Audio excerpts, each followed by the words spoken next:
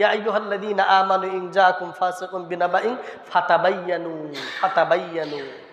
তোমার কাছে যদি কোনো খবর আদান প্রদান মানুষ করে, তোমার কাছে কোনো মেসেজ যদি কোনো ব্যক্তি দেয়, তুমি যাচাই বাছাই করো। কি করো? এটা কার নির্দেশ? আল্লাহর নির্দেশ। অতএব আপনার কাছে কোনো খবর আসলে, কোনো তথ্য আসলে, হোক কোরআনের কথা, হোক হাদিসের কথা, হোক সমাজের কথা, হোক বাস্তবতার কথা, হোক সংসার পরিচালনার কথা, যে কথাই হোক না কেন, আপনাকে কি করতে হবে? যাচাই বাছাই করতে হবে। এই নির্দেশ আল্লাহ। একজন একটি কথা বলল, আপনি মেনে নিলেন না, এটা কোরআনের নির্দেশ নয়। কোরআনের নির্দেশ হলো আপনাকে যাচাই বাছাই করা। সেটা যদি কোরআনের সঠিক মেসেজ হয়, সামি'না ওয়া আতা'না, সামি'না ওয়া আতা'না। আল্লাহর আদেশ, মুমিনের কাজ হলো শুনলাম, মেনে নিলাম, শুনলাম, মেনে নিলাম।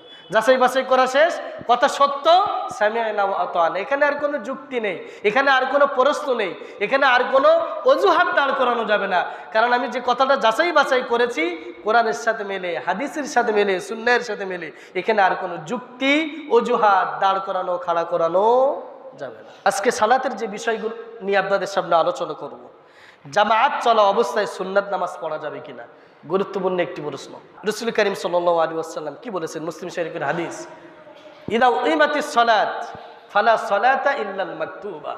রাসূল করিম সাল্লাল্লাহু আলাইহি ওয়াসাল্লাম বলছেন, নামাজের ইকামত দেওয়া হলে আর কোনো নামাজ নেই। কি নেই? নামাজের ইকামত দেওয়া হয়েছে, আর কোনো সালাত নেই। ডাইরেক্ট রাসূলের নির্দেশ। ইকামত হয়ে গেছে, আর কোনো সালাত আদায় করা যাবে না, রাসূল করিম সাল্লাল্লাহু আলাইহি ওয়াসাল্লাম বলেছেন।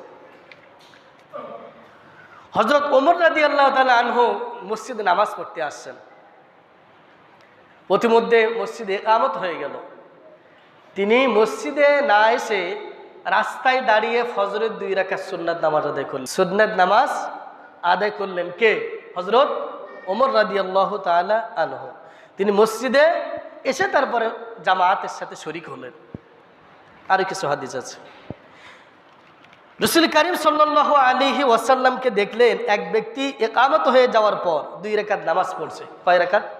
খুব খেয়াল করেন। ইকামত হওয়ার পরে একজন ব্যক্তি মসজিদে এসে কয় রাকাত নামাজ পড়েছে? 2 রাকাত। অতঃপর রাসূল করিম সাল্লাল্লাহু আলাইহি ওয়াসাল্লাম নামাজ শেষ করলেন, সমাপ্ত করলেন।